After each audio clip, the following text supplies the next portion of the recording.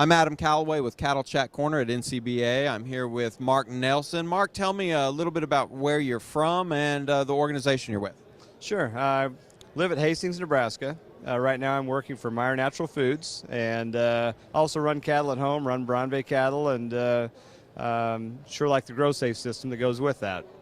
Well, you've had experience with the Grow Safe system. Tell me what you used it for and what the outcomes were. Sure. I like to make sure that every bull I use has been Grow Safe tested, because where else can you go to find out your net costs as far as efficiency?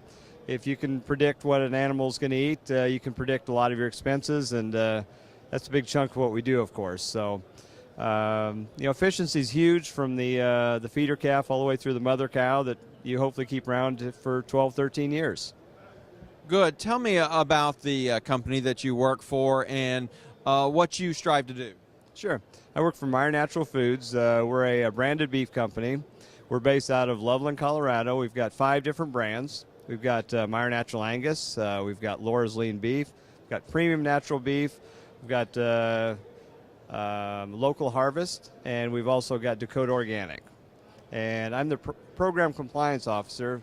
We make a lot of claims behind our branded beef, so it's my job to make sure that we meet those claims on the live cattle side. Tell me a little bit about what those claims are and why they're important to your consumer. Sure. We're a natural beef company, so first and foremost, it's antibiotic-free and no hormones. We also have additional claims surrounding humane handling, which is getting to be a big part of what we do anymore. That's so important to the consumer. We've got an internal program we use for food safety. We've required direct-fed microbials for reduced E. coli shedding. And we've got some other unique claims from one brand to another. Local Harvest, obviously, is that. It's a local program in the Northeast. Laura's Lean is exactly that. It's a lean program based around the lean point of our products. So we've got multiple claims, but basically we're a natural beef company. And compare and contrast that a little bit to regular production livestock and why that's important to have both of them. Sure. We obviously compete with conventional beef. I have no issues whatsoever with conventional beef. I think the U.S. has the safest food source in the country, and beef is right at the top of that list. We're basically an option for consumers. Some consumers, they want natural beef, and so that's what we supply that. And basically it's just surrounded around no implants, no antibiotics. The production and raising is a little bit differently, obviously, because we don't get as much performance in the feed yard on our cattle without that. And of course, we don't use beta agonists either. That's going to be a real big topic. So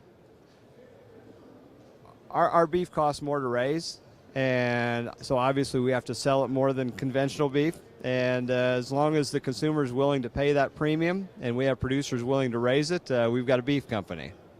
As we look at a sort of a more global look at agriculture industry as a whole, what are some of the challenges that you see that everybody that's in agriculture is facing, and how do we resolve those? Well, of course, export's huge. I mean, we rely on, and I don't know what the healthy percent of export is for our industry. Obviously, the bigger it is, the better it is. But I think right now at home, and I hate to be too short-sighted, but the biggest challenge right now is the effect of the drought, the effect on cow numbers. The whole efficiency of what we have, what we can produce with what we have is huge. So my fear is that, beef, it's the elite protein source out there. It always has been, always will be. But I'm afraid right now with the cost of production and the availability of beef, that it's going to get even more expensive for the consumer, and we're going to reach a price point where only certain consumers will play. So I think we need to do some real serious work on like serving size. What can we sell a consumer that's in a neat package, says, okay, this is my serving size. Is it a 4-ounce steak?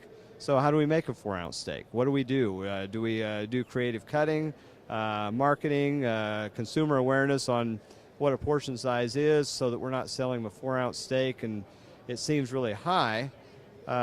We've got some creative marketing to bring the consumer into something they can afford and something they want. And that's a challenging thing from the production side on what it costs to raise it to what we can sell them that's in a package they like. Wow, wonderful. Thank you, Mark Nelson, for stopping by here at Cattle Chat Corner. Sure.